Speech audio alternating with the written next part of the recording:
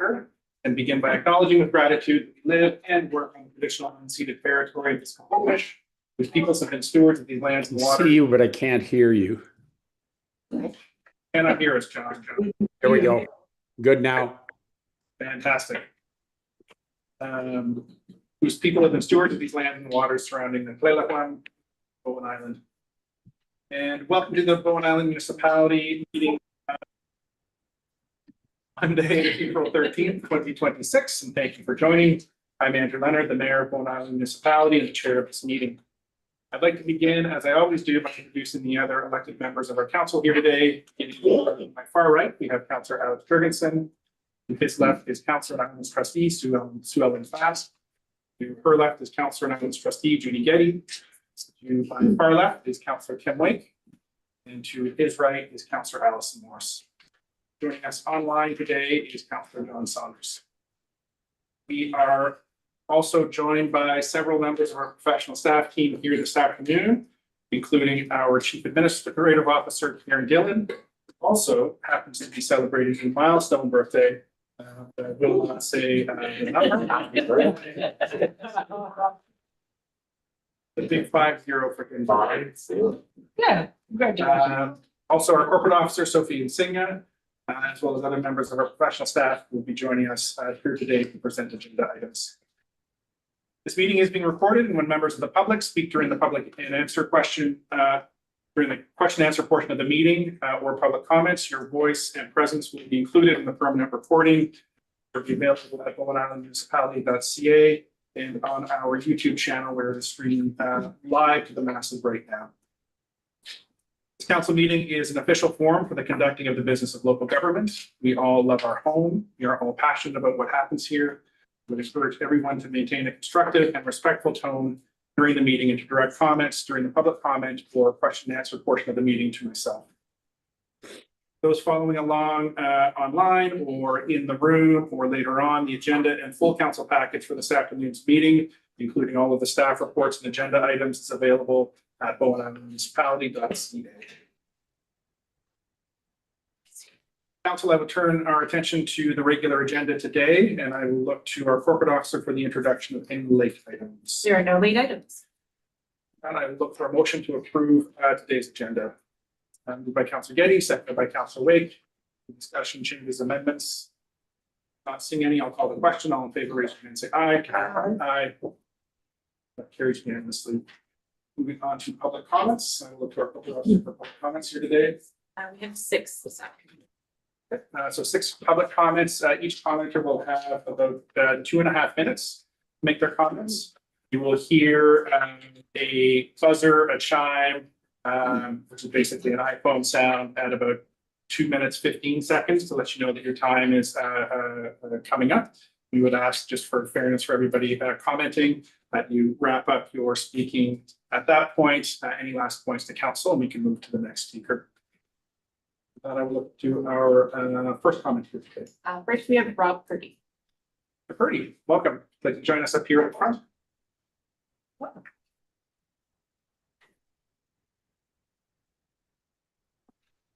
Thanks for the opportunity to speak today.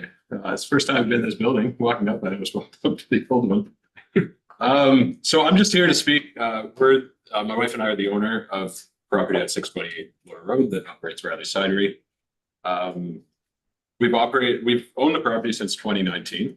As many of you are aware, we took it on from the Rileys, who spent more than 30 years building something special on the property. Our goal, since we've owned it, has simply been to care for the land, keep the orchard viable over time. The cidery was our way of doing it.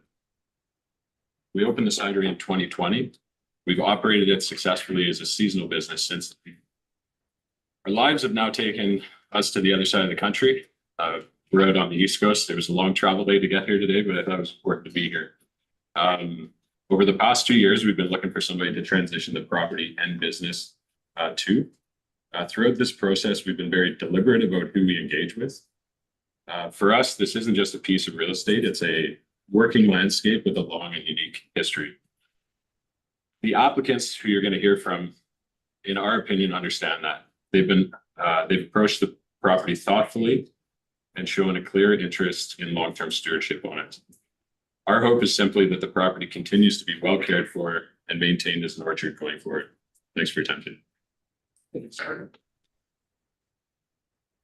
Next, we have Mark Shy. Okay. Thank you, Sophie. Welcome, Mr. Shea. Thank you. Thank you, Mayor. And hello, Mayor and Council. I am Mark Shea. I used to live right next door to Riley's back when my daughter was at IPS and Bix. That's how I met Rob and Christine, and that's how I came to love this place and the Barry Mac cider. Now, I've worked with Edward on a number of projects. He is one of the most thoughtful planners I know, with a deep respect for the land and for farming.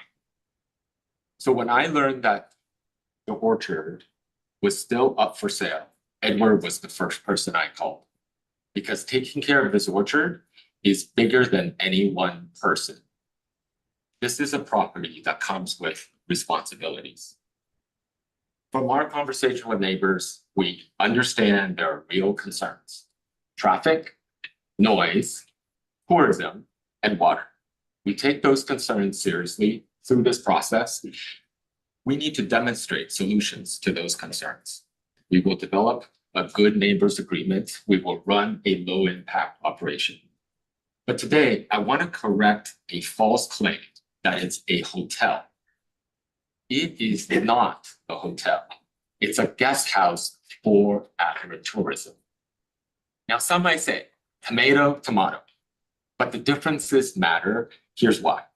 We've very intentionally crafted a narrow use specifically designed to support the orchard, not to open the floodgates for developments. First, this rezoning does not increase the buildable area for the property. The number of buildings, their size, and the lot coverage, they all remain the same. We have the same limits as every one of our neighbors with our R2 zoning do. We are not asking for more. Second, the property already has 3 buildings: the main house, the barn, the tasting room. There are 6 sleeping rooms plus multiple work rooms between all of them. There are currently 2 tenants with leases in place, a family and a couple.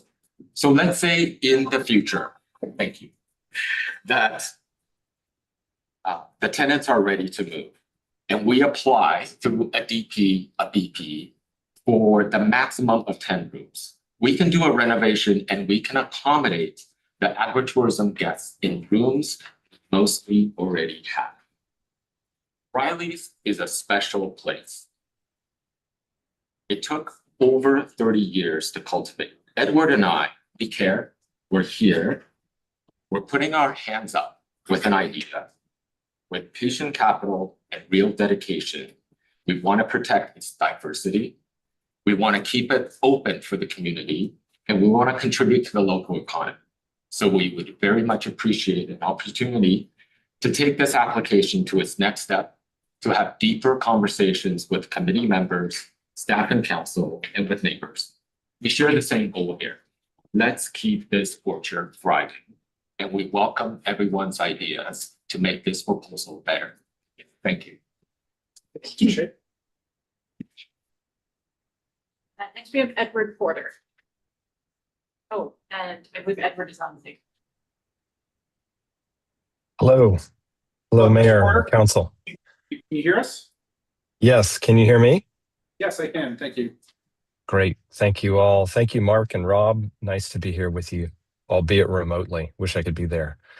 I come today before council to ask for guidance. Mark and I are still in an active acquisition stage with our accepted offer subject to some of these questions. So a bit of context. Under the current land use regulation and market forces, the most likely scenario that I understand that this orchard continues into the future is quite narrowly limited to a wealthy homeowner with a lot of extra budget set aside for landscape maintenance. And to be certain, that person is not me. I'll spare you all of my own personal history, of the places and people who have shaped my own conservation ethic, of the vision, the hard work, and the steady efforts, not to mention the resources pooled and applied, that have given me opportunities in my life to metaphorically steward gardens. I'll spare you those details that afford me the specific opportunity to come before you today. Instead, focus on an important question. Should we proceed to purchase 620 Laura Road and the cidery? Should we be the ones to purchase this property and protect this orchard? As we know, it's one of the most biologically diverse orchards in North America with more than 1,000 different unique cultivars. The care of that most remarkable, unique natural asset is currently financed by a modest cidery, tasting room, and picnic area. And the cidery only has temporary permission to be a cidery. So as Mark and I have come together in this business partnership, each with our own unique interests, passions, and strengths to lend, we recognize this place exists as a unique and almost magical place on Bowen. We've both fallen in love with it, and we believe it's why so many people feel such a strong connection when visiting. We wonder, and we're asking ourselves, is there a more lasting and holistic business case that might better support this orchard, a regenerative approach to the land? From my own experiences in the world of habitat-friendly regenerative farming, both academic and practical, I can assure you, it's complex, it's rarely immediate, and the work is never done. As I contemplate the opportunity to be the next steward of Riley's, that reality is not lost on me. I've yet to make the acquaintance of John and Josephine, and I'm asking Councillor Fast to please make that introduction so that I might. Should this purchase proceed, learn from their vision and their passion and carry that forward to the extent that I and we are able. I did have the opportunity to spend my recent 50th birthday with Christine pruning in the orchard. And as some of us walked together last week through the rows of trees, seeing those first blossoms emerge, I can only say that I appreciate the magic of the place. And I hope that I might have the opportunity to make a difference in taking care of it. Some have asked, rightly, can we layer designations and regulations and covenants and other legal mechanisms on this land to acknowledge its heritage, Mr. identify Porter, its sensitivities? I'm going to ask you to wrap up because you are at time. I believe we should do all those things, and all those things won't grow an orchard. We would love to dig more deeply into the opportunities for regenerative use on this. We're not asking for broad sweeping changes. We're not asking to use more than our fair share or negatively impact the neighborhood. We're asking for these modest permissions to support a more holistic approach to steward this orchard. And if the answer is no, then we get back to looking for other places where we might be able to invest our time and our money and our attention in stewarding lands like this in the remaining years of our lives. We appreciate the time and your consideration today, Council. Thank you, Mr. Porter, for being here today.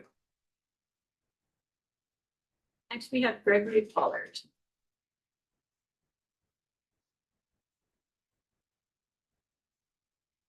Good afternoon, Mayor and Council. Thank you for taking the time for allowing me to speak today. I woke up with severe diarrhea because I honestly cannot believe Council is moving forward with their approach to Grafton Lake. Bowen Island event thing here. Peanut and Pickles and friends now walking around our water reservoir. Peter and Pickles and friends advertised in the municipal page. Trail trash pickup with boats, Sunday, April 12th, yesterday. Are you kidding me, people? This is our water reservoir.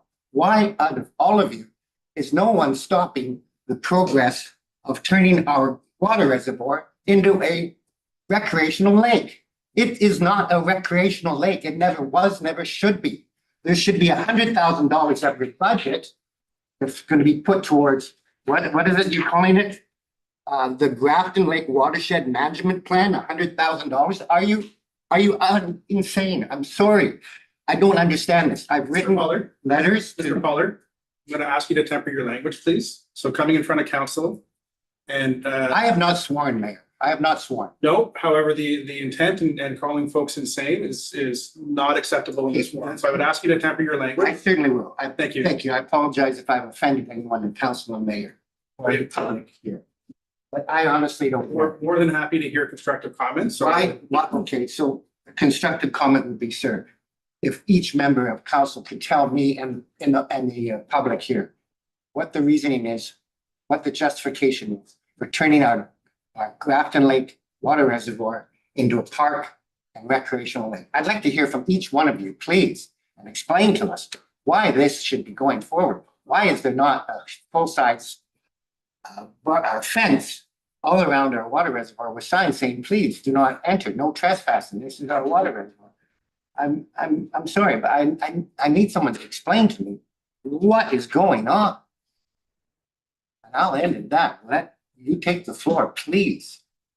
Sure. So I'll provide a bit of context as this isn't the Q&A portion of the meeting, although I think it's important to clarify some of the intentions of the watershed management plan. So for clarity, the watershed management plan, the council has allocated that $100,000, approximately $100,000, as you mentioned, isn't a recreation management plan by any stretch of the imagination. So a few months ago, we heard from some presenters here, so Bob Turner and Rosemary Knight came in front of council to talk about Act for Recharge and some of the issues in the watershed, or sort of in the Grafton Lake watershed, which stretches not just from Grafton, but goes all the way back towards Bowen Bay Road. That was one piece of data I think that council took to heart and took seriously. The other piece of significant data that we got was when Dr. Ross presented his independent report for council that. I was hearing it. Yeah, you were here that day. That spoke to some of the contaminants that we were seeing in the water. Not a health concern, but certainly a concern for a reservoir that's effectively close to a rural neighborhood. So the intent of the watershed management plan, as well as upcoming water management plans as well, is to look at that watershed as a whole, because we know that there's development going in there. We know that there's future development slated to go in there. We know that there are questions of sort of whole watershed aquifer recharge and the possibility of contaminants getting in there. The CAO has been doing work on wastewater maintenance plans as well. And I would recommend, if it hasn't been seen already, to look at the request for proposals that went out for the watershed management plan and the contract that was awarded for that, because it's not a recreation management plan. So there's, we're not advocating that people swim in Grafton Lake or build a dock and go boating there, or use it as their primary wash station. So the interpretation that I have and this council has so far is that the watershed is important. Grafton Lake is important. It was part of a development deal that saw 240 acres transferred to the municipality around that lake to in the Artemis Nature Reserve to help preserve that. And work is conscious and proactive and ongoing in monitoring the watershed. If I can stop you there, Mayor, I don't think any of the public has seen that. We've seen a parking lot added to Grafton Lake. We've seen an outhouse added to Grafton Lake. We have seen goats now as a recreational business being activated now around Grafton Lake. I don't see anybody showing any type of effort towards saving the water. So what I'm not prepared to do right now is get into a back and forth. This isn't the forum for it. I'm more than happy if you want to reach out to me at mayor@bimbc.ca and we can discuss some of this further. I can point you to some of the, I know that municipal proceedings are difficult to wade through and it's hours and hours of meetings, but I can direct you to some of the resources specifically that are happening around Grafton Lake. I could probably connect you with some staff as well to have some constructive conversations about what's happening there, because I would very much like you to have the information that I've seen and that we've seen in the conversations that we've had around Grafton, because I've found it encouraging, and I'm more than happy to walk through with you.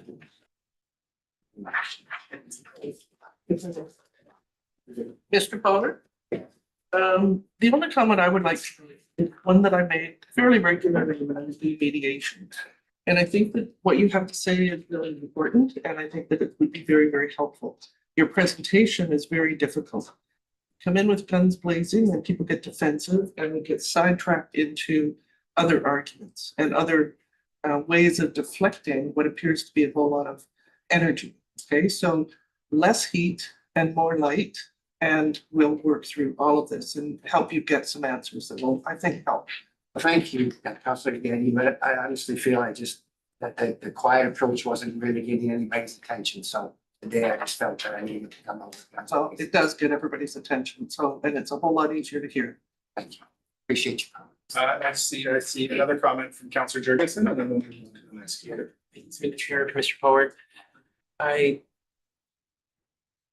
mean, right off the bat, I don't support recreational use of Grafton Lake, but I have to say I must second Judy's, Councillor Getty's comments on presentation. I think there's a middle ground between quietness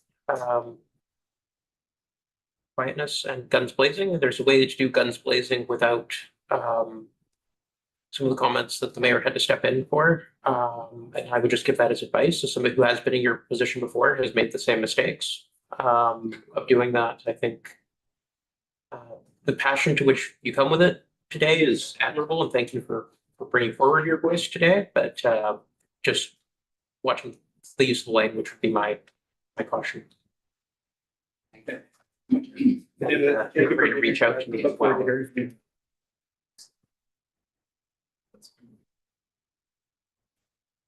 Next we have W. Volkman.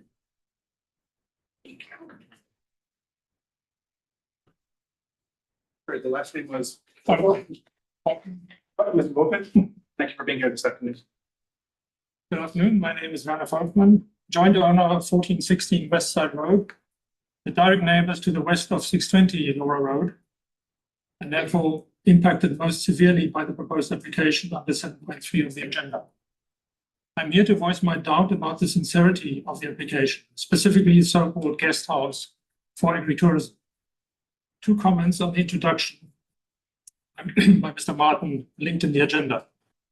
Under OCP policies, the four listed objectives all support agricultural activities, but none of the objectives refer to short-term accommodation, such as a guest house.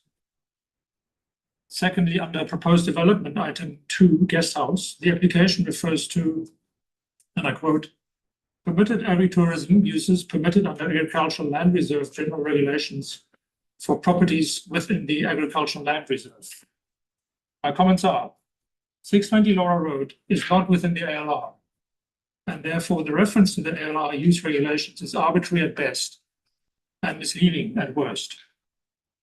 If the ALR use regulations were to apply, you would find that agritourism is addressed in section 12, division 2, under farm uses that may not be prohibited. It lists 3 conditions which all have to be met for the agritourism activity to be classified as may not be prohibited. One of these conditions requires that no permanent facilities are constructed or erected in connection with the activity. The guest house is clearly connected to the proposed agritourism activity in the application. And notwithstanding what Mark said about no extra buildings, there would presumably be some permanent facilities constructed or erected for the operation of the guest house.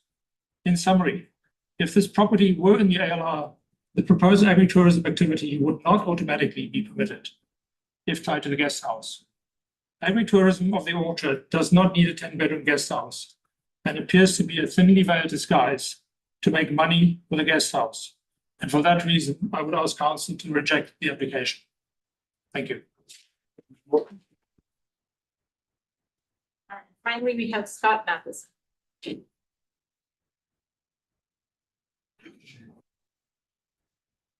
Welcome, Mr. Matheson. Thanks very much. So this is my first time here, so hopefully I get this right. I submitted a comment, and under the understanding that everyone will have seen that comment and I've read through it. Okay. So thank you to Werner for his comments. A little more technical than mine, but like the Volkmans, I and my wife are also neighbors of this property. In fact, our property is closest to the current cidery, patio, and tasting room. And I guess my main comment, especially to Mark, Mr. Shea, and I'm sorry, was his name Mr. Stewart? Was that right? Edward. Porter, sorry, Edward, is that I think it's important for everyone to keep in mind that there is no legacy to Riley Cidery on Bowman. As Rob pointed out, it's only been here for 6 years. on a temporary permit. And just the way that some of the language, especially with Mr. Porter, it sort of sounds like it's, been here for generations and generations. In fact, the orchard has, but not the cidery. And, sort of gleaning from my comments that I submitted, I think we have to understand that the apples have been here a long time and will easily continue. I came from a small farm in Ontario before I moved here. I take issue with what Mr. Porter said, that it's a very expensive and difficult proposition, although I'm sure Rob would know more about that than me. But I think the important thing is to understand is that it isn't cidery or bust. It isn't hotel or whatever they call it or bust. There is a way to sell this property, as Rob and his family want to do, and it not have to be a cidery, which is essentially an industrial operation in a completely residential neighborhood, or a hotel or a small guest house. A 10-room guest house, I think everyone can do the math, is at least 20 people. And given what I've seen on Bowen in the summer, it'll probably be full all the time. And there'll probably be cots and ways to have kids. So you could be talking upwards of 30 people staying in this. Is there anywhere else in Bowen where 30 people can stay? I think this would be precedent setting. The water demands for 30 people showering and bathing would be incredible on their own. So I don't really understand why the cidery, considering upwards of 75% of the apples come from the Okanagan, why it can't be located in a more suitable industrial zoned lot, let's say on the mainland, where I see those, versus in my backyard or in the Volkman's backyard. It's essentially an industrial operation using apples from somewhere else, but they're couching it as if we've got to preserve this or the orchard dies. And that's not true. The orchard's been there for decades. So we don't really want to live next to, we're new to Bowen, we're excited to be part of the community. We don't want to live next to essentially a manufacturing operation and a hotel in what is otherwise a tranquil, peaceful residential area. Thanks very much.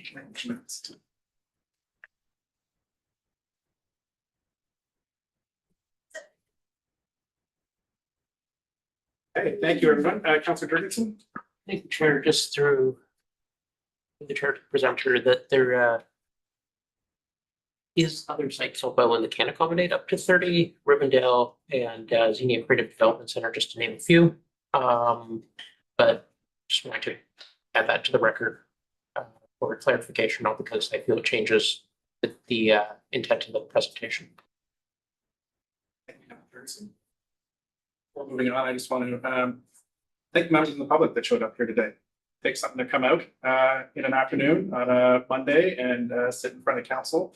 And when we have robust public comments sections like this, I genuinely appreciate it. Despite the passion, despite the wrestling of things that can go on.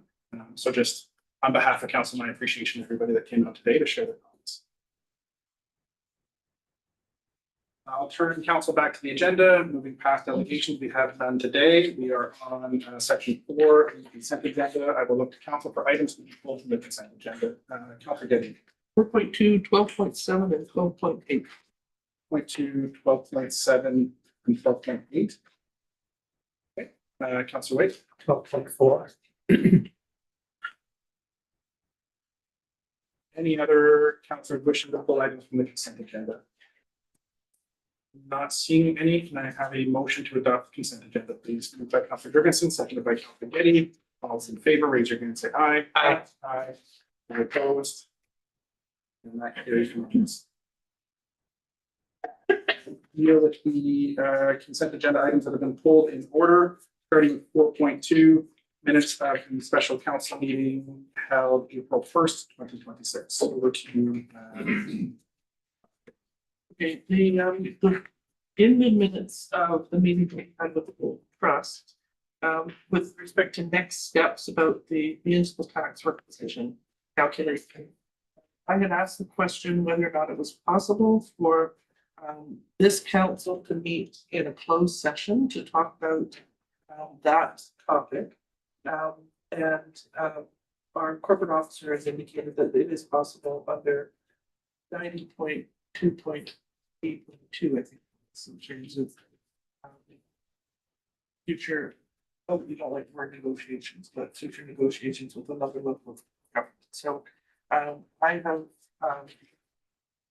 talked to our financial officer in terms of my coming to some sort of an understanding about the complexity of that requisition, and she's indicated to me that possibly sometime towards the end of May, she would have time to finish the audit process and dig into this, help me understand it, and therefore help council. And yourself and the CAO, I don't think I've asked you directly, but to figure out some sort of a time for a closed meeting session. Figure it out. Okay. The other part of the follow-up was discuss council orientation plans and with both the trust and ourselves, and I would just highlight that and pass the baton on. Yes, there's a separate trust committee that's working on that as well, so I'd be interested in overlap. And just to highlight those pieces, or were there any amendments to the minutes that you would like to make? So a motion to adopt minutes, please. Moved by Councillor Getty, seconded by Councillor Jurgensen. All in favor, raise your hand and say aye. Aye. That carries unanimously. Moving on to 12.4 from Councillor Wake. Greg Pollard regarding Grafton Lake lands and the Land Lake dated March 23rd, 2026. Over to you, Councillor. So this is a letter from Mr. Pollard, who just spoke to us. This one on the subject of the Grafton Lake development, but more specifically, some of the terms, the initial rezoning. And there's quite a bit of, I won't go through this now, but there's quite a bit of inaccuracy in what is said here. And I would like to request that we refer this to staff with a request to prepare a review of the terms of the Grafton Lake rezoning and report back to council, so that we can get a clear picture of what actually has transpired. I did hear a motion there. Are you going to repeat the motion? I move we refer this to staff with a request to prepare a review of the terms of the Grafton Lake rezoning and report back to council.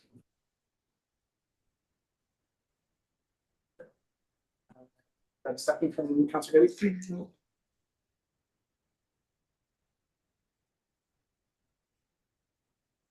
I'm wondering if we need some more words in with request review and report back, a review on the accomplishment or completion of the terms of rezoning and staff. Totally clear in our staff what we're exactly after. I'm going to give a little bit of latitude here because we have a motion that's been moved, and so I'll let Councillor Wake answer that. And if we don't see a seconder, then it's unfortunate it's not coming up. So the review would be exactly to that, to because we have generally in the community many people who are looking at this now weren't paying attention to it when the actual rezoning was done. And there's been quite a range of opinion as to what it said. So I just requested a review, to prepare a review of the terms so we can get out to the public what the actual terms are. I'll second that. Okay, so it's been so seconded, and I'll just have the corporate officer read out what it's who's been moved and seconded. That council directs staff to prepare a review of the terms of the Grafton Lake rezoning and report back to council. Now discussion on the motion. I saw Councillor Jurgensen, followed by Councillor Getty and Councillor Fast. I was just willing to throw my name into the ring for seconding. Okay. Councillor Getty.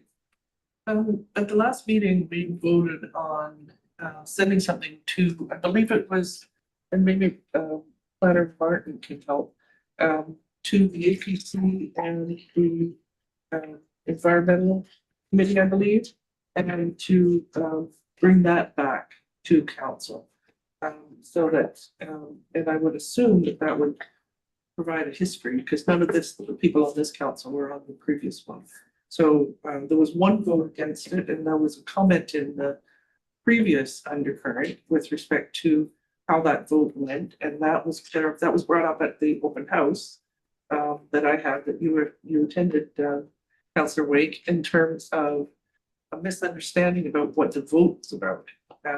Wasn't to allow anything, it was to get more information from the various committees. So your motion today might be a repeat of that effort. I'm not sure if Mr. Martin can help with respect to the understanding of what the previous motion was. But it's already on the table, and the developer is trying to change the terms, and we wanted some background in terms of what the terms were and how they came about, and what that was the vote that was the dissent in terms of.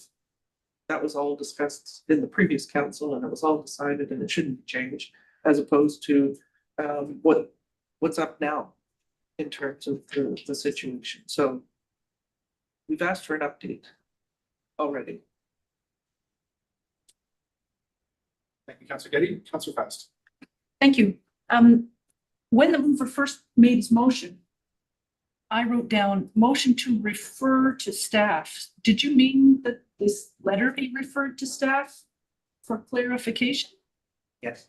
Okay, so then I move to amend the motion to narrow it down and make it clear that this is if one could see it up on the screen.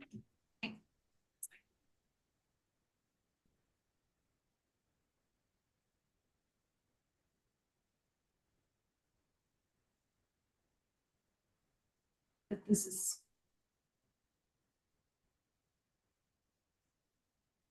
Because I think those words to refer are not in your motion, as far as I heard from Sophie.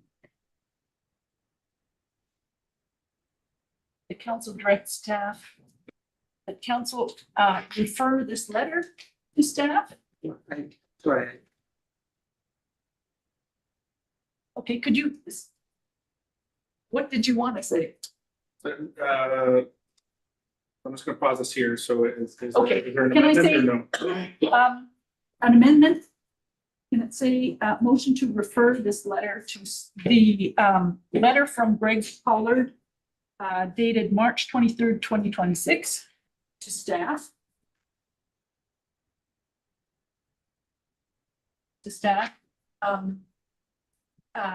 to prepare a description. Can I change the word terms to, or review, sorry, change the word review to description of the terms? Draft and late rezoning for clarity to the public. And report back. That's my amendment, is to make those changes. Please do not attempt to shut down or restart your computer. Doing that may lead to data loss and identity theft. Councillor Saunders, can I ask you to mute your microphone, please? And so amendment's been moved by Councillor Fast. Seconded by Councillor Wake. Discussion just on the amendment. Not seeing any, I'll call the question on the amendment. That a hand up in favor, Councillor Jurgensen, or, okay, so I'll call the question on the amendment. All in favor, raise your hand, say aye. Aye. Aye, and that carries unanimously. Back to the main motion, which now reads the council refer the letter from Gregory Pollard dated March 23rd, 2026 to staff. Prepare a description of the terms of the Grafton Lake rezoning for clarity of the public and report back to council. Not seeing any further discussion, I'll call the question. All in favor, raise your hand, say aye. Aye. And any opposed? And that carries unanimously. Moving on to 12.4 to 12.7 from Councilor Getty, Bowen Island Community Foundation letter regarding Maggie Cummings endowment fund donation to Grafton Lake Watershed Management Plan, March 25th, 2026. Over to you, Councilor Getty.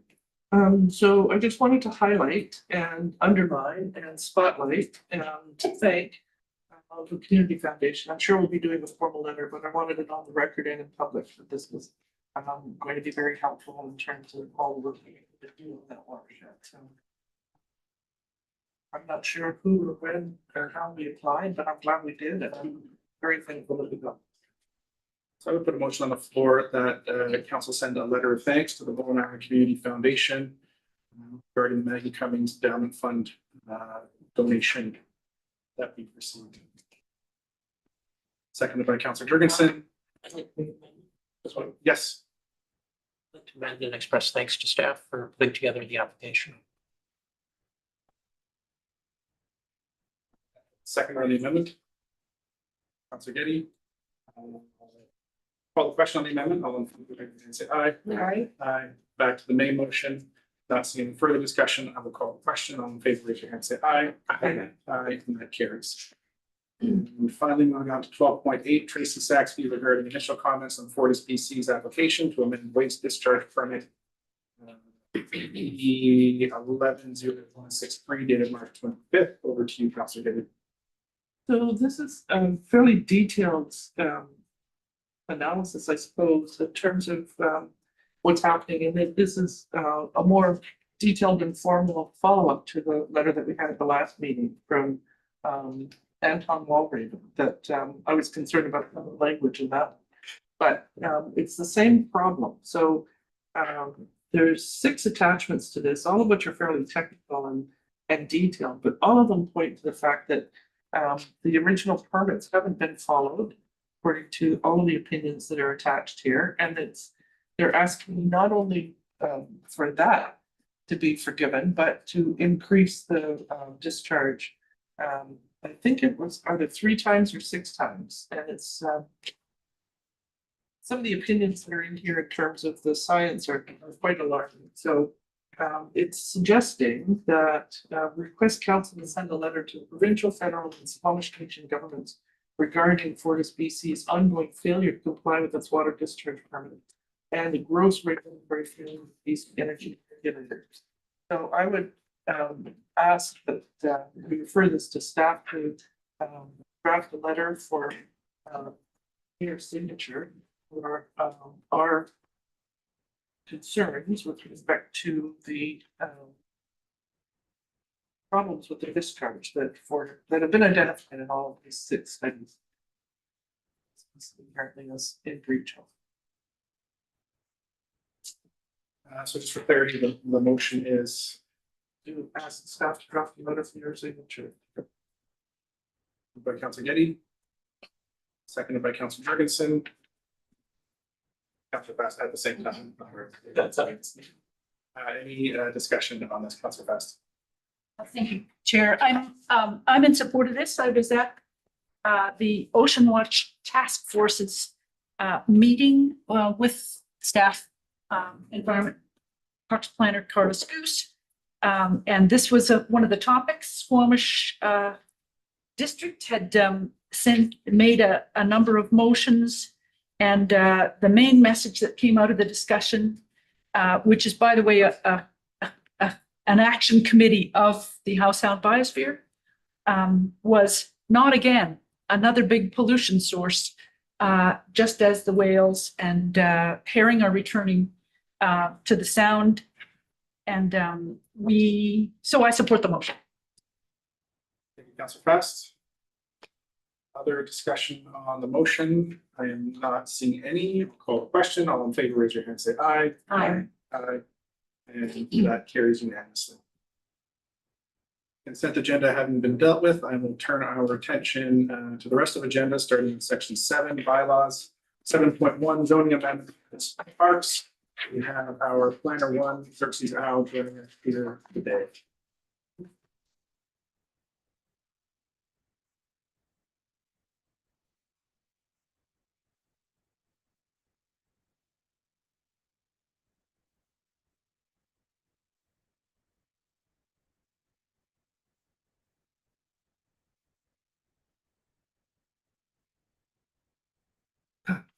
Thank you, Mayor and Council. I'm here today to introduce the park maintained bylaw. So council through its strategic plan has a goal of land conservation, and one of the actions that council must do to achieve this goal is to amend land use designations for municipal parks to park zones. In July 2025, staff brought a list of parks to be rezoned to the PCAC. And it was at the February 2026 PCAC meeting that the committee recommended that zones be brought to council for consideration. So on the slide on the left is the parks plan where staff used to identify the parks to be rezoned. And on the right are the park zones in our land use bylaw. As you can see, the most restrictive zoning is P4, natural park, followed by P1, P3, and P2 being the least restrictive park zoning. Currently, the parks that are being proposed for rezoning are zoned either comprehensive development, rural residential, or settlement residential. And they will all be rezoned to any of the four current park zones. So this is just an example of a park that is appropriate to zone. It's zoned neighborhood park, which allows for open space and trails and other uses. And I'll just go through each of the parks for a sense of where all the parks are and what their intended zoning will be. So lot 2, it's currently split zone with the northern part being zoned as a passive park, and I'm rezoned to a multi-use activity park. Evergreen Park, it's currently zoned comprehensive development, and it'll be rezoned to P1 park. Nearby is King Edward Bay, currently zoned settlement residential, and that'll be proposed to be rezoned to multi-use activity park. Malkin Creek, currently zoned commercial development, and that will be rezoned to passive park. Mike's Lorg, currently zoned comprehensive development and will be proposed to be zoned natural park. Seymour Bay, currently zoned comprehensive development and will be proposed to be zoned as a passive park. Our Renison Beach Park, that's currently zoned comprehensive development and is proposed to be zoned as a passive park, P1. Arbutus Ridge, unnamed park, this is also zoned comprehensive development and will be zoned natural park. The other Arbutus Ridge unnamed park, it's also comprehensive development and will be rezoned into a natural park. In Evergreen unnamed park, it's currently zoned comprehensive development and the zoned neighborhood park. 1680 Joan Audrey Lane, currently zoned comprehensive development and will be zoned as a multi-use activity park. And Aaron Sluggett Field, currently zoned comprehensive development, rezoned as a community park P2. Another Arbutus Ridge unnamed park, this is also zoned comprehensive development and will be rezoned to natural park. Buchanan Park, zoned comprehensive development, will be rezoned into a multi-use activity park. Deves Park, currently zoned rural residential, will be rezoned into a natural park. Headwaters Park, currently zoned comprehensive development, will be rezoned into a natural park. Hunter Park, currently zoned settlement residential, will be rezoned into P4 natural park. Number 27, undeveloped and inaccessible, this is zoned rural residential, they'll be rezoned into a natural park. And number 31, undeveloped and inaccessible, currently zoned CD7 area 1, is proposed to be zoned into a natural park. And Westside Playscape, it's currently zoned comprehensive development. It's proposed to be zoned into use activity. And I will note that there is a typo in the report that says it's supposed to be zone P4, it will be rezoned P2. Yeah, and so our staff recommendation is that council directs staff to prepare a bylaw to amend the land use bylaw to rezone municipal parks as presented by staff at this meeting, and to direct staff to present the amendment for bylaw for consideration for first reading at a future meeting of council. Thank you to the planner. Before moving to you, Councillor Ferguson, maybe we can get the motion on the floor and I'll turn it to Councillor Pass. If you would like to. I have a couple questions. Oh, sure, yes, go ahead. May I? Yeah, and then. Questions for the planner? Okay, I'm I did a thorough review and sent it to staff earlier, so a couple of things.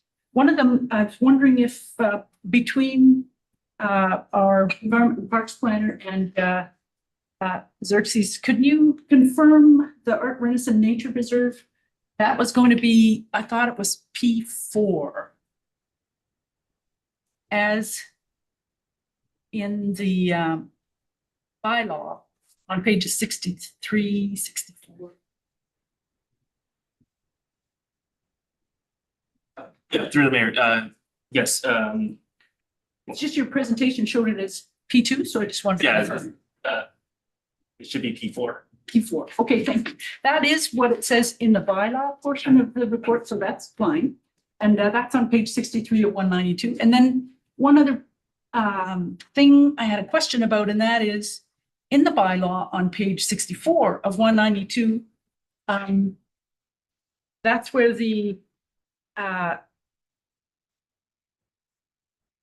West Side Playscape is not in the table. Yes. So can I ask that that be amended by adding that in? I think that's a typo thing, fell off the bottom of the table. Through the mayor, yes, that was a typo that was left off at the end of the table. Okay, so that would be a P2? Yes. Okay, so then I would be delighted to move the motion. Okay, so I move that council direct staff to prepare a bylaw to amend the land use bylaw to rezone municipal parks as presented and amended at the April 13th, 2026 meeting, and that council direct staff to present that amendment bylaw for consideration of first reading at a future meeting of council. Moved by Councillor Pass, seconded by Councillor Getty. And now over to you, Councillor Haynes. I was going to move the motion, so no further discussion. My part. Councillor Saunders. Thank you to the chair. Just one quick question. In the report it says financial considerations, there are none. I'm just curious if the municipality is now going to be responsible for a number of new parks. I would think that there would be some maintenance considerations and if they've been costed in any way for the future. Through the mayor, all the parks that are being proposed to be rezoned are currently municipally owned parks. They're not being zoned as parks, but they are used as parks currently. Oh, okay. So you're already, the municipality is already maintaining, and there's not going to be any difference to it. They're incorrect. Thank you. Councillor Getty, followed by Councillor Pass. For future reference, I would ask if it's possible to maybe make some amendments to the map. If the 4 different park categories could be color coded, and then it was hard to find and they're not specifically labeled on the map. So I don't know where some of these number 27 undeveloped and inaccessible map or park is. If you're not prepared to do that because that makes it public and it might become a little bit too accessible, then I'd like that explanation. If that's one of the considerations. I know it is for some trails. People don't want public access like the Rotary Trail Guide, for instance. So, but I find this map very difficult to use. If there's some way of either color coding or labeling, that would be very helpful. Thank you. Thank you, Councilor Getty. Over to you, Councilor Pass. Thank you. Just for councils, as you're considering how to cast your vote, this is, in my view, this is a file I've been keeping since like back in 2010. We're completing work that has been started, right? As these parks have come into municipal ownership through the different comprehensive park zonings and things, they've been sitting there, difficult to see, difficult to for future neighbors or even municipal volunteers to know where they are and what they're for. And so this, I think, will give all of the parks better protection, clarity among everybody, users, neighbors, and staff, and all of the community, and just better set a course forward by doing it in a big batch like this. It's cost effective. Thank you. Thank you, Councilor Pass. And over to you, Councilor Morse. I wasn't sure if the map that Councilor Getty is referring to is the one that's in the staff report. Okay, so I have a question on that one. There's dotted lines and there's solid lines on that map. The one in the staff report. What are the dotted lines? The solid lines are clearly roads. The dotted lines appear to be trails, I'm guessing. Through the mayor, yeah, the dotted lines, all the lines are taken from a GIS layer called the CC Digital Road Atlas, and yeah, they're just taken from provincial data on our roads. Well, that was the other issue, because the dotted lines are all on private property, so why would they be on a provincial road atlas? And if that's a public map and it's showing those dotted lines and you're now showing a park that's nearby, you're going to be encouraging trespass. So hopefully this is not the map that's going to be used to show the parks, you know. For the mayor, I did use a different GIS layer to better reference the parks being proposed. And the road. It should only, I guess what I'm saying is it should only be showing public roads and trails that are on public property, not trails that are on private property.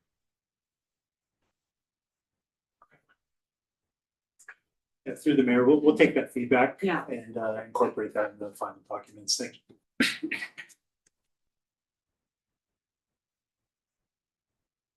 And over, so one more hand up? No, so I'm not seeing any further comments, so I will. Yes, Councilor Getty.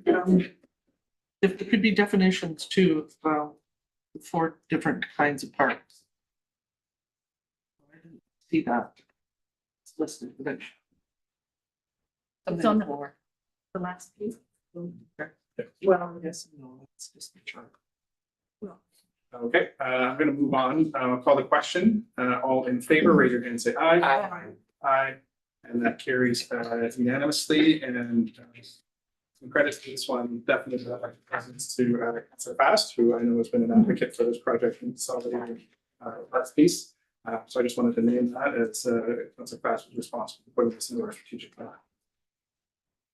Moving on to 7.2, alternative means of publication bylaw.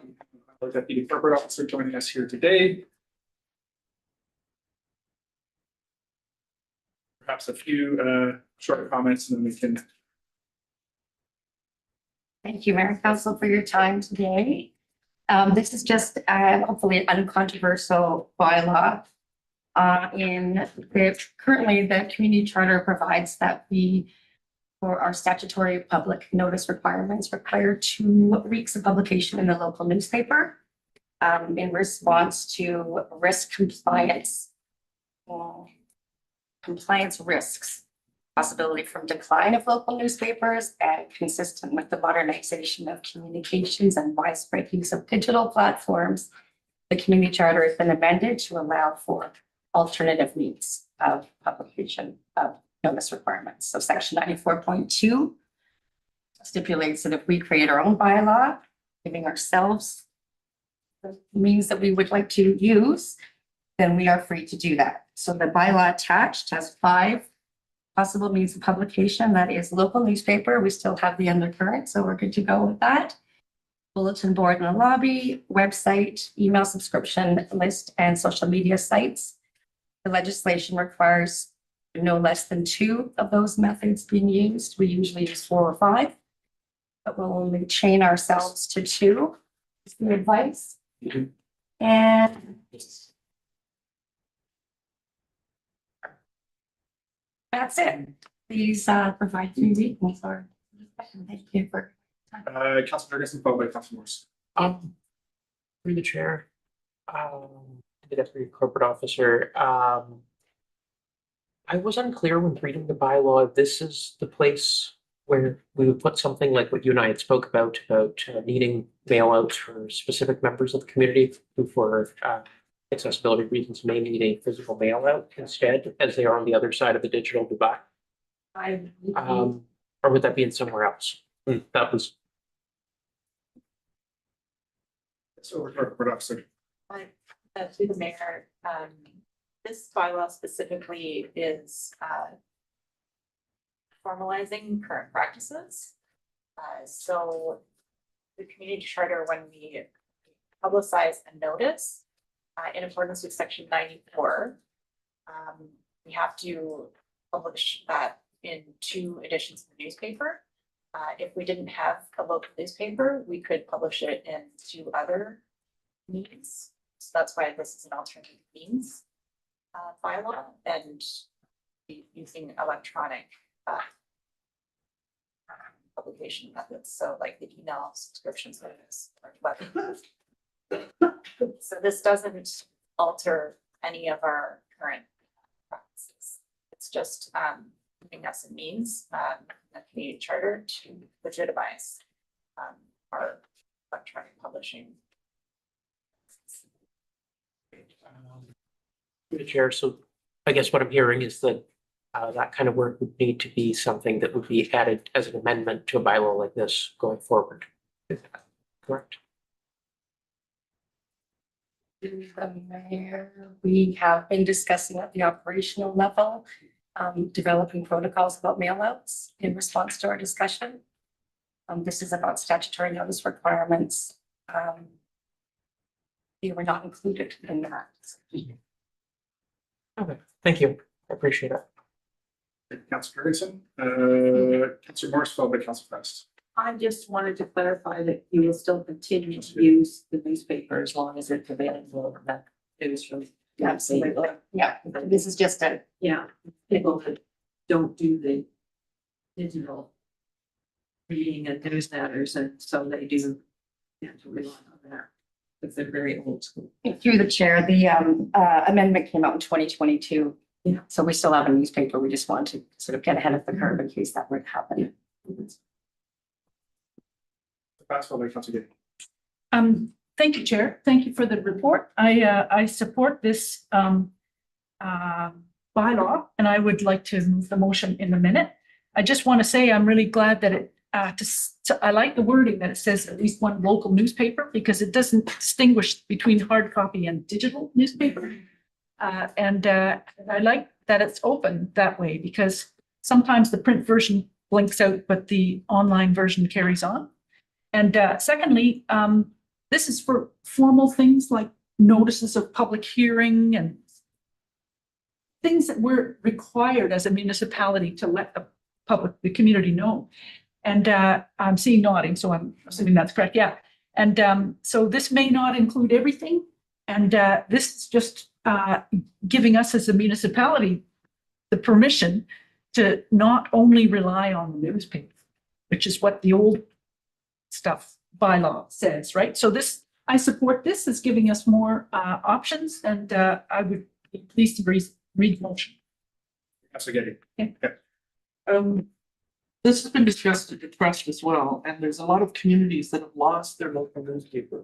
And it's a wide area, and it's become really expensive for the trust to advertise throughout the archipelago. So we're very, very lucky, and I would like to this council to shout out to everybody in the community that ever buys a copy of the Undercurrent or spends money on advertising, because we're very lucky that we have a local paper. And it's actually winning awards. I don't see the editor here today, but I'm in favor of this. I just wanted to highlight, we're lucky. Appreciation for our local newspaper, of course. And over to you, Councillor Fast, for the motion.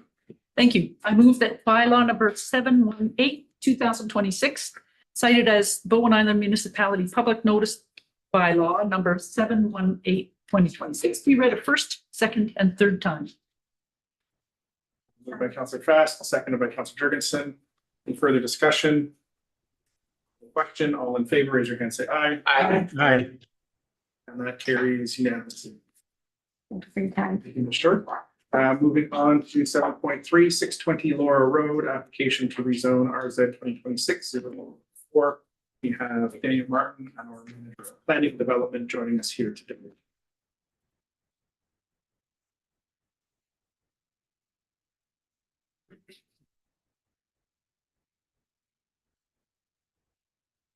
Mr. Mayor.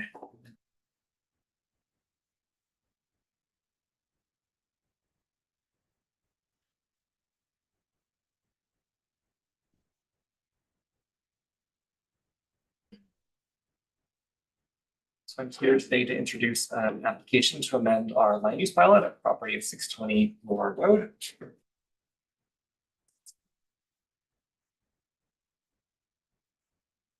It's located on roughly the west side of Bowen Island at the intersection of West Side Road and Lower Road off of Bowen Bay Road as well.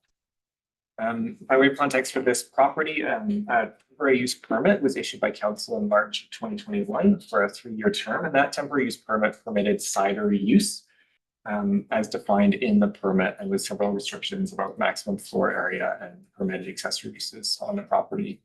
And that TUP was renewed for an additional 3-year term in December of 2023, so it's expiring December 11th, 2026, so later this year.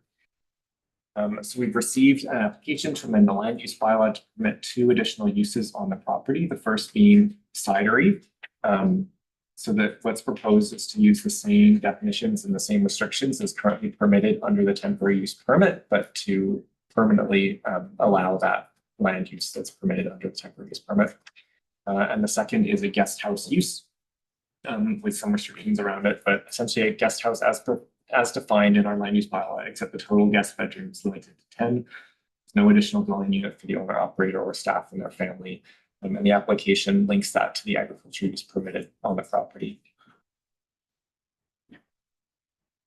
All right. I'd like to give council just an overview of where we are in this process and where we outline sort of a typical land use amendment process playing out. So this is the introduction to council.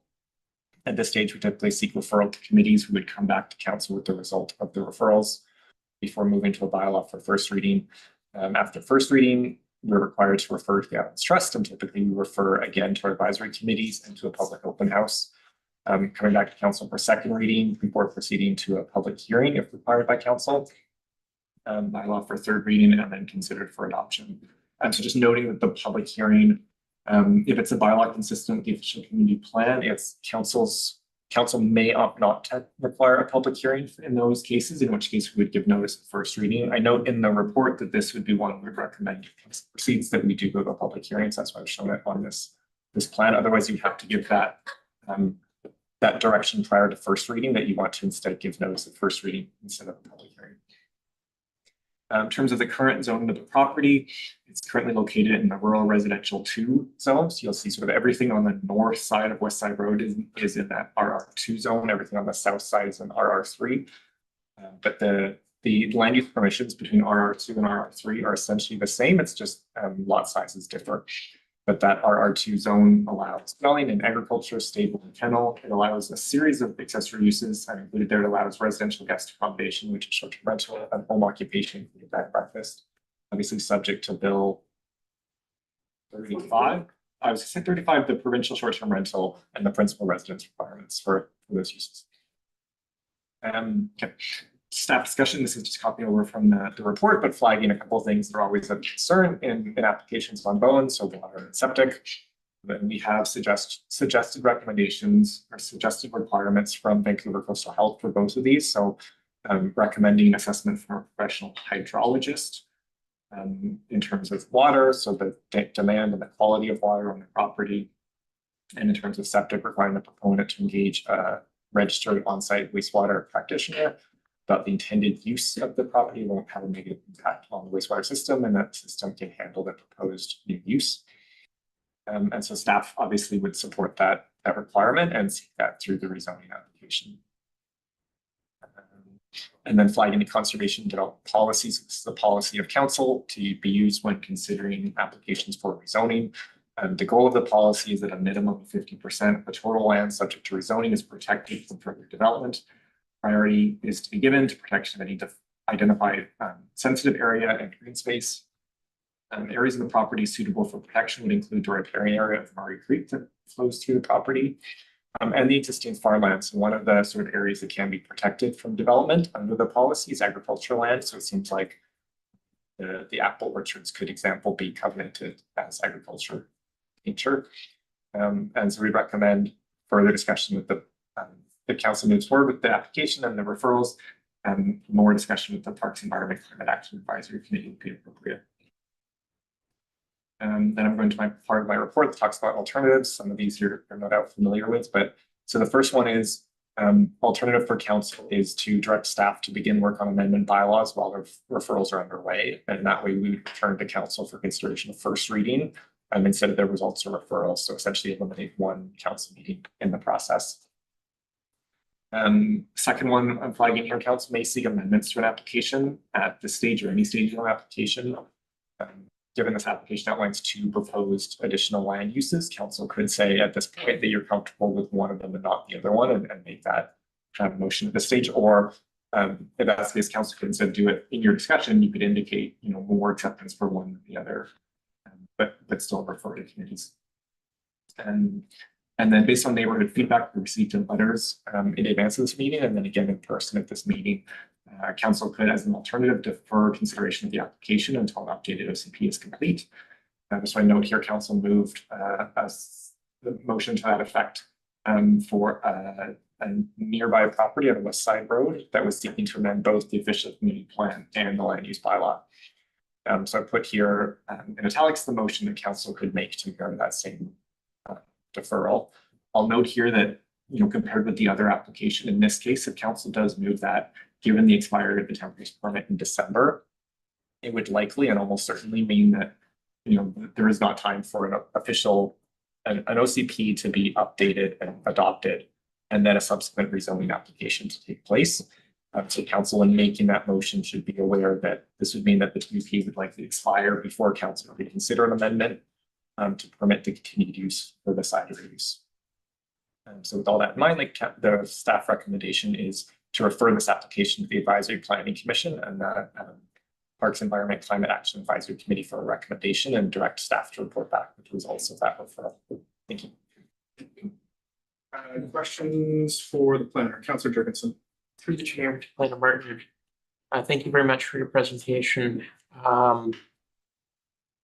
You mentioned that it's possible for us to approve one use and not another. I know this probably is unprecedented within this municipality, but is it possible for us to, given the time crunches, approve one use and allow the second use to be figured out once the OCP is done as part of the same rezoning proposal? Through the chair, I think it's open for council to say that you're if council's desire, council's direction is to say we're comfortable moving forward with one part of an application, and the other part we would invite you to come back after an OCP is updated or not consider. I think the wording in my alternative was, council recommend the applicant amend their application to remove a proposed use. If that was how council wanted to proceed, and that would be, again, sort of feedback you provide to the applicant to say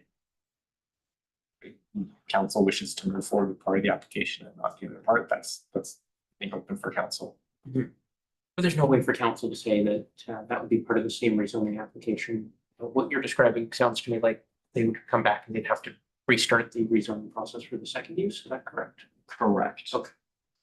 My second question is regarding the guest, like the short-term accommodation under Bill 35, where they require principal residence. Say they were principal resident on the property, is there anything preventing them from having 10 guest rooms on the property as short-term rentals if they have principal use? Principal residence on the property as well? Through the chair, do you mean under the current zoning or Under the current zoning, yes, which does allow their, yeah, as you have it under accessory uses, the short term. Yeah, so under the current uses, if there's a principal resident on the property, they can operate a residential guest accommodation. And they can operate a bed and breakfast with a maximum of 4 or 5 guest bedrooms, depending on the size of the property. So you could, if there's a secondary dwelling on the property, you could have that as a short-term rental as you did on the other dwelling, and additionally, you could have a bed and breakfast with up to that maximum number of guest bedrooms. And I can't recall off the top the number of the threshold, size threshold, so it's either 4 or 5. Okay, thank you. Other questions, comments for the planner? Councilor Wade, following Councilor Morrison. Through the chair, just a clarification, is the orchard itself in the agricultural land reserve? No, it's not. Councilor Morrison. So if the property was in the agricultural land reserve, could they operate against us? Through the chair, in the ALR, there's sort of agritourism permissions that are given that are in that category of like municipalities cannot prohibit.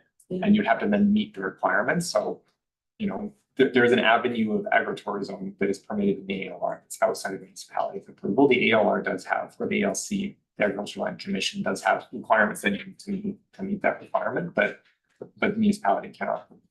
So if this were in the ALR, then they could do it, I guess is what I'm asking. The municipality couldn't prohibit it. Yeah. So the orchard's been there for, I don't know how many years when John's first started building it, so probably 30 years ago. I'm seeing this as a way to preserve the orchard. And it doesn't, hiring gardeners or hiring people that are skilled and trained and know how to prune trees and all that sort of stuff is not inexpensive. So I'm feeling at this point, it's quite supportive of the application. It's a way to preserve the orchard. All right, Councilor Best. Thank you. I'd like to put the motion on the table. Okay. I move that council refer RZ 2026-0014, 620 Laurel Road to the Advisory Planning Commission and the Parks Environment Climate Action Committee for a recommendation, and that council direct staff to report back with the results of the referral. Second. Second by, let Councilor Saunders have that one. Yes, just so you know, Councilor Saunders, the volume is very loud in the room, so you have a wonderful booming baritone. Well, it actually is not very, I can barely hear you guys. That's good. I'm serious, like there's in any event. Okay, I will talk softly. I'll speak up. Okay, thank you. I support agriculture on Bowen. I need to eat like all of us do. And local food and heritage varieties are important to me and I think to the future of agriculture on Bowen and in other parts of the Islands Trust area and maybe other parts of the province. So I see the existing orchard as a kind of gene bank of heritage varieties that do well in different kinds of environmental conditions, which I think is really important to have those varieties, over 1,000 varieties, for example, as climate change comes down upon us. The OCP supports agriculture. I won't take a long time about this, but just I recognize that the neighbors have concerns, but to me, rural character includes farming. And this orchard is a kind of food production and a kind of supporting of agriculture beyond Bowen. To me, it's a biodiversity museum, a living museum. And I think now when local food prices are rising and tariffs and drought and conflicts and oil prices are upon us, I think the province has recognized that agriculture needs support. Speaking to ALR on Bowen, I looked into my file and we don't have a lot of land that's designated as agricultural land reserve, partly because our properties are small. In my view, we have pocket farms. And I know that some of those farms never made it into the agricultural land reserve, even though the owners, the farmers, wanted them to at the beginning because they were so small and the Agricultural Land Commission was new. Anyway, I think we should, this is a chance for us as a municipality to have, to support continued agricultural use, gives a few tools to the prospective owners, jobs, local economy, rural character. I support this motion. Thank you. Thank you, Councillor Fast. Councillor Saunders, followed by Councillor Getty. Thank you through the chair. Pretty much along the same lines as Councillor Fast. I just want to note that we've got a fairly lengthy 8 or 9 step process that was just laid out at the start of this presentation on how we go about this and make decisions like this. And so we're going to see committees consideration, we're going to see council consideration, and we're certainly going to have public engagement on this as well. So I think that, there's some legitimate questions that have been raised about it, and the proponent has said, and we're aware of those, and we're going to deal with them, and we'll let you know how that goes. And so I think the process is in place, and all we're talking about today is like, let's start the process. Let's get to see what the committees have to say. So I'm really comfortable with where we are with this right now. Thank you. Thank you, Councillor Saunders. Over to you, Councillor Getty. This is sort of a classic, to me, my interpretation of this, it's a sort of a classic Bowen Island conflict in terms of all of the neighbors' interests, and they're strong and they're important, and I'm very sympathetic. And at the same time, all of the ideas that we've got around preserving the orchard and all the work that's gone into that, and managed tourism and bringing some business to Bowen and that is low impact and all the rest of it. So it's all of those fairly difficult considerations that need to be balanced. But for me, it comes down to the starting point is the water and the septic and the comments from Vancouver Coastal Health. So this referral to the committees, that does not include, I suppose that's a question for the planner, any requirements with respect to getting the hydrological engineer or the septic I suppose capacity of that area in terms of this increase in numbers and the maximum number of people that people are talking about. So as far as I'm concerned, I don't know that this can go much farther if we don't have those issues well covered. So, and there was a whole lot of maps that we were given with respect to West Side and where the wells were, and what was, and it was a critique of the hydrological engineer's report that we got on that project in terms of what were wells and what were groundwater. So if there's some way of having that expensive, detailed, I suppose somehow reliable, not based on one proponent or the one side or the other, that would be information that we need to take. And if that's possible in this process, then we get that. The other thing is a question, the conservation development policies that are in place in your mentioned in your report, that only comes about if there's an application. So if this doesn't go ahead in terms of rezoning, then there's no way for the municipality to make certain areas designated as protected areas. Is that right?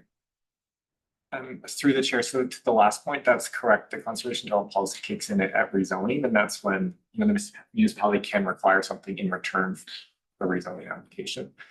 In terms of your earlier comment, like typically we seek those reports sort of at first reading stage, the idea being that, you know, generally the committee may be comfortable with something moving forward, subject to obviously knowing that there is water, there is septic, and it's sort of understood by everybody that there has to be water and there has to be septic capacity for it to proceed.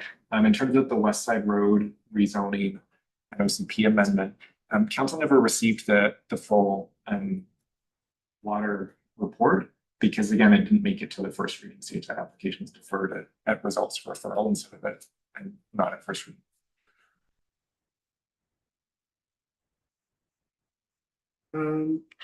Yes, that's worse. I think what the planner was saying was, water and sewer need to be looked at, but nobody's going to spend that kind of money until something's gotten first reading. And the first reading could be that it won't go to second reading unless we have the follow. I'll let the planner confirm. I don't want to put words in his mouth. The chairman, I think I would confidently say that, yeah, wouldn't be advancing something to public hearing, you know, unless there's proof of it. The applicant, yeah, has seen the report and the recommendations from PCH and isn't, and yeah, it's prepared to meet them. From this time in support of a referral to committees, that's the easiest step for council along the way. Some of the uphill, I think, will occur in future in the process.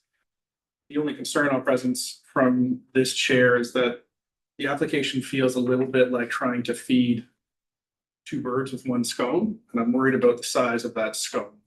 If you'll bear with my analogy here for a little bit, the property right now is under a temporary use permit, which is coming up in a matter of months without the possibility of renewal. And that temporary use covers a specific use, which is the cidery. The cidery has been pouring out over the last 5-6 years. And I believe council is expecting to see a rezoning on the cidery. The guest house goes one step further and is an unproven use. It needs, you know, more on the business case. There's more on the water piece. There's more on the wastewater piece. It comes at a time when we are in the middle of an OCP review. There's going to be a silly season of an election happening here in the fall as well. So I'm concerned about a process risk that if this larger rezoning, which covers a temporary use, which hasn't even been explicitly zoned for and approved yet, fails because of that added use, then everything goes away. So that's the caution that I would tag to this, either through staff or for the committees that are receiving this, is that the cidery itself isn't even a permanent use at this place, and that would be what appears from this chair at least a less steep hill to climb for rezoning than doing a cidery in a guest house at the same time. And the guest house could be pursued by a temporary use permit, or there could be an interim short-term rental accommodation on the property, et cetera. So I think those are considerations that I would like to see the APC take up before this comes back to council. And last comment, Councillor Jurgensen, and then call the question. Okay,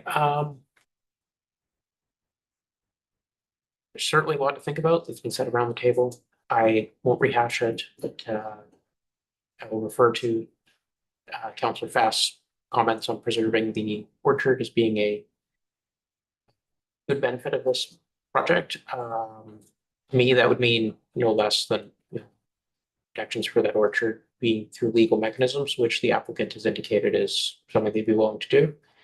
However, there's a significant amount of concern from the neighbors, and the question arises as to whether this is a great business idea or a great, great application, but maybe the wrong place to put it.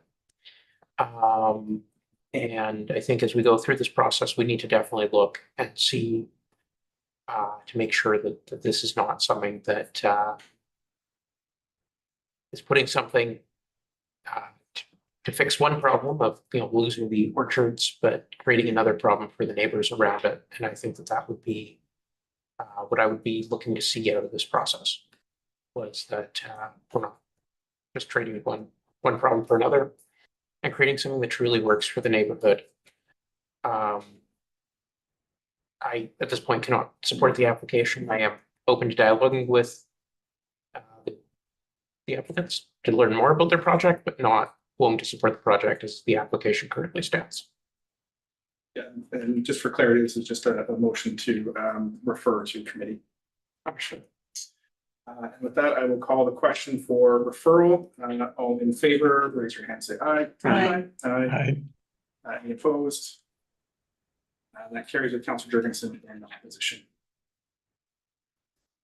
Moving down our agenda, we see 11.1, there is a notice of motion for council to receive that will appear for discussion and second on our next regular council agenda. 11. Great, Mayor, that was, the notice was previous. March 23rd. Is consideration. All right, I will turn it over to you then, Councillor Fast.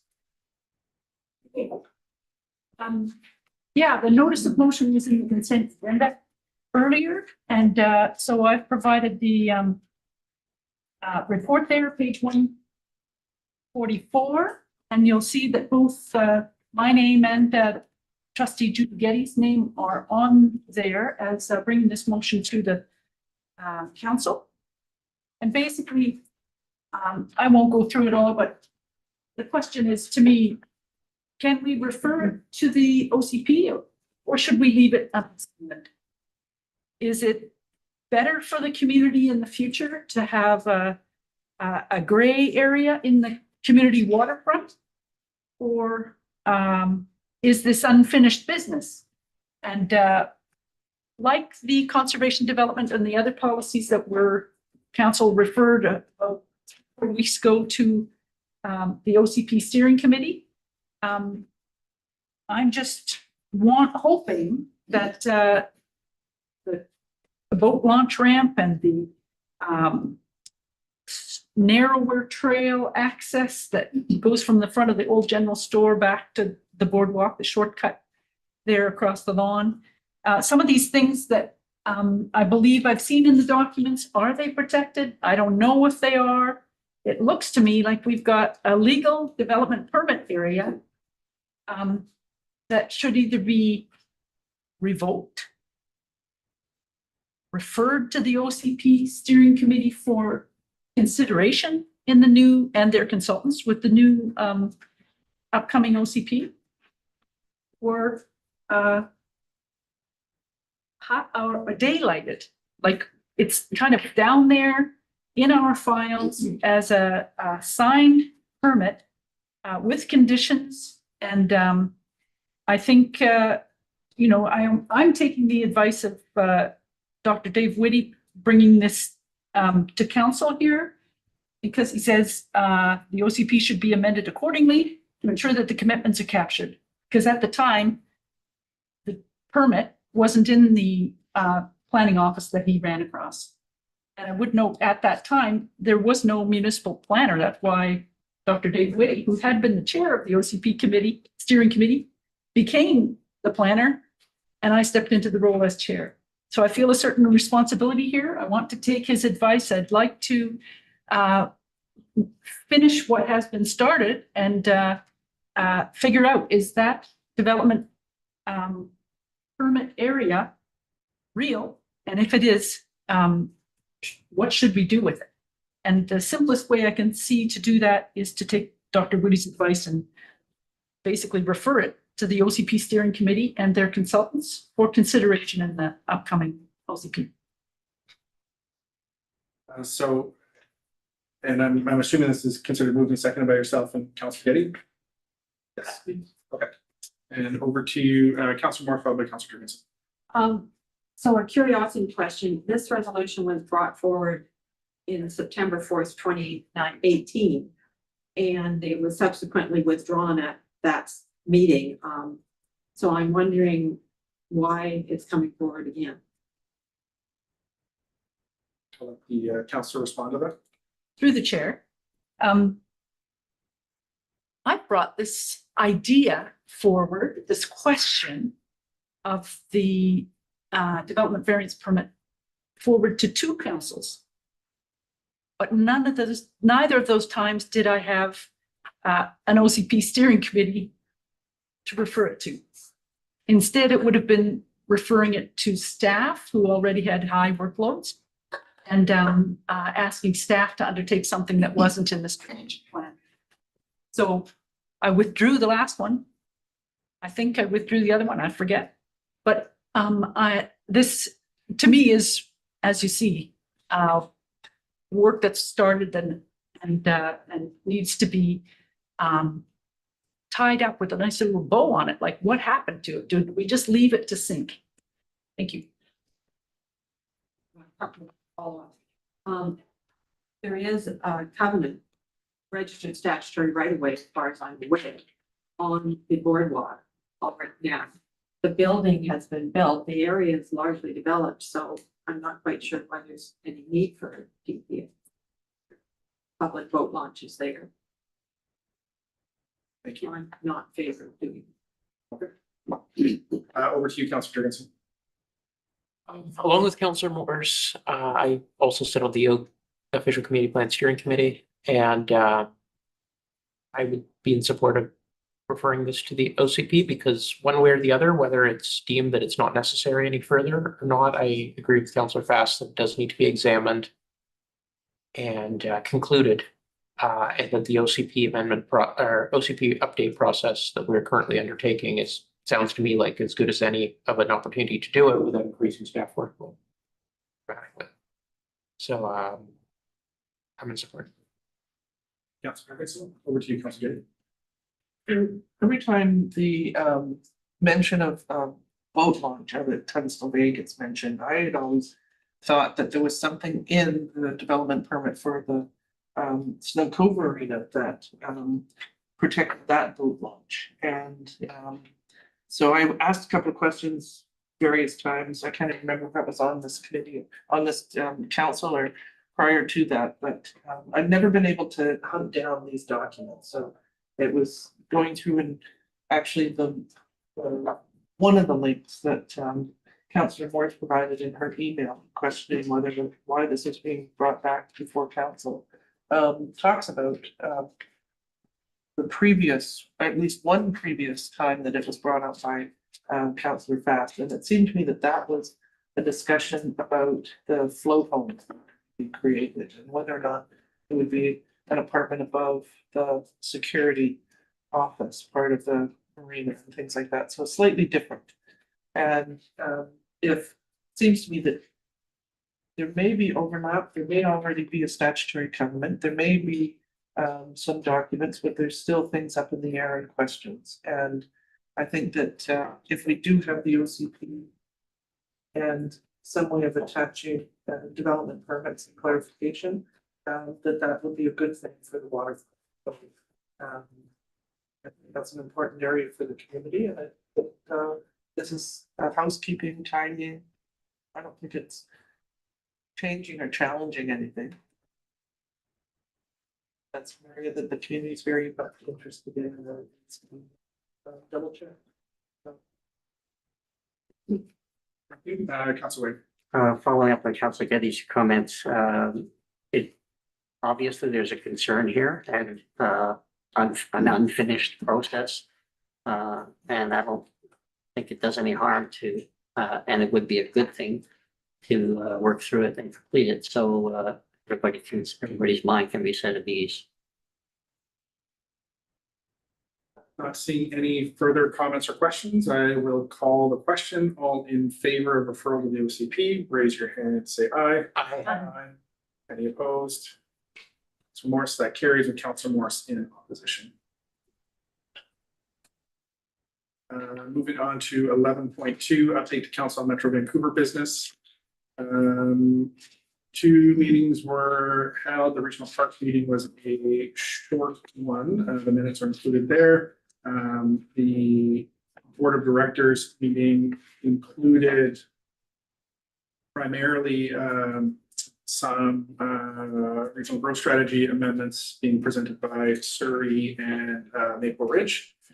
One or both of which I believe will come to us in the form of a letter to engage on expanding the urban containment boundary in those regions, as well as some movement on the governance committee recommendation frameworks as to what that governance committee is planning to do.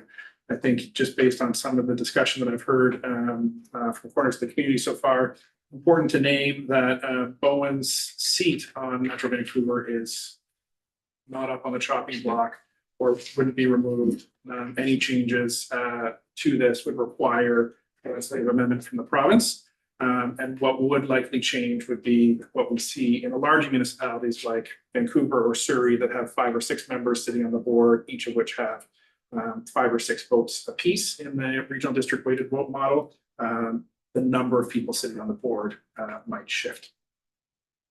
See a question from Councillor Jurgens. Sorry, just a point of access. Did you say the western boundary of the urban containment, which would put Bowen in the line of fire? Or did you say the inner? Eastern. Eastern, okay, Yeah, thank you. Maple Ridge and Surrey. Sorry, Boils we're down at the end of the to, word.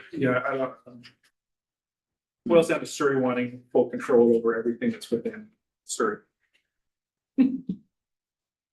And with that, I will pass it over to our municipal trustees for an update on the trust business. No update. No update. I mean, just that we're going to the Howe Sound Community Forum on the 17th. That's Friday. And Islands Trust provides a little bit of funding towards that administration of those meetings. And I'll be going to AVICC, I think with Councillor Waite, and in Victoria in a couple of weeks. And so I'll be in touch with Islands Trust more then. But after the budget passed in March, I haven't had a lot of meetings about that. Thank you. Over to you.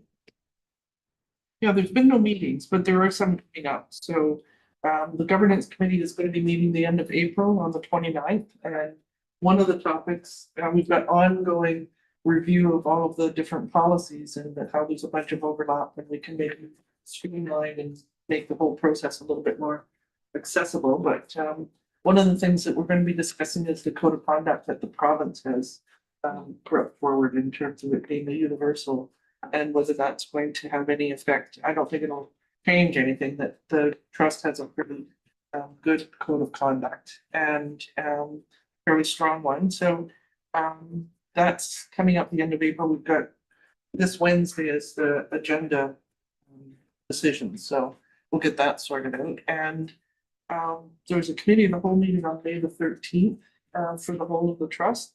And I haven't been able to figure out what the agenda on that is, but I'll let you know closer to that meeting. And there's a review of the new CAO that's coming up. 1-year review of May the 25th. So, and then there's he just scheduled an onboarding meeting, but again, that's towards the end of May, and I thought it also was on the 25th, which would be unusual. Yeah, But it is. it's coming up.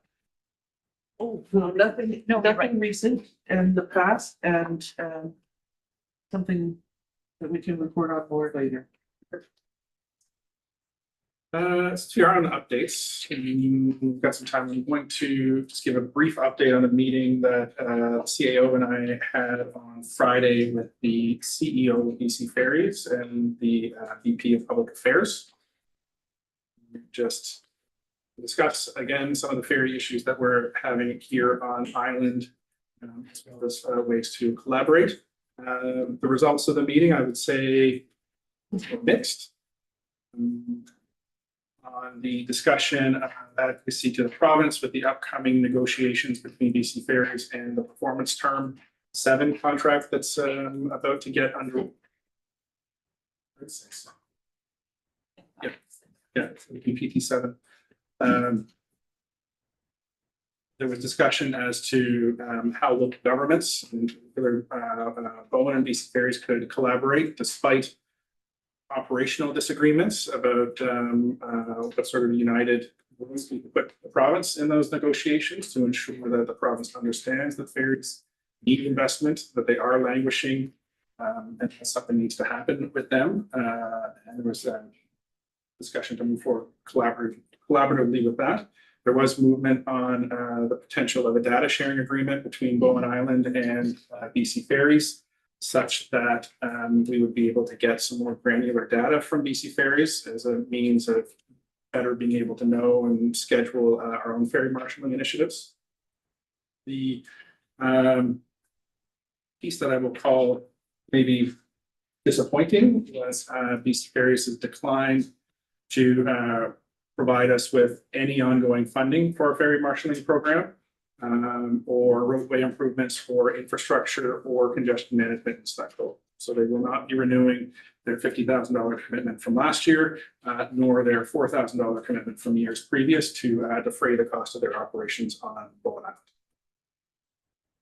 As a result, I know that we do have projects that are underway. The CAO will be bringing us a report soon on some of those projects and initiatives that the municipality will take on to begin pursuing cost recovery from BC Ferries to manage, for us to take on the management of the impacts that they are having in Snug Cove, as well as ways that we're looking to improve signage, wayfinding, infrastructure and plans generally. So mixed meeting. Great on anything that didn't require money from them, less great for any items that required them to provide funding or infrastructure. Yes, Councillor Crest. Thanks, and I just wanted to point out that I've seen the call for public input about shifting the dangerous cargo sailing, and so just anybody who's got thoughts about that, check the, and you can have your say. Maybe I'll look to or see anything that you wanted to add on that BC Ferries meeting.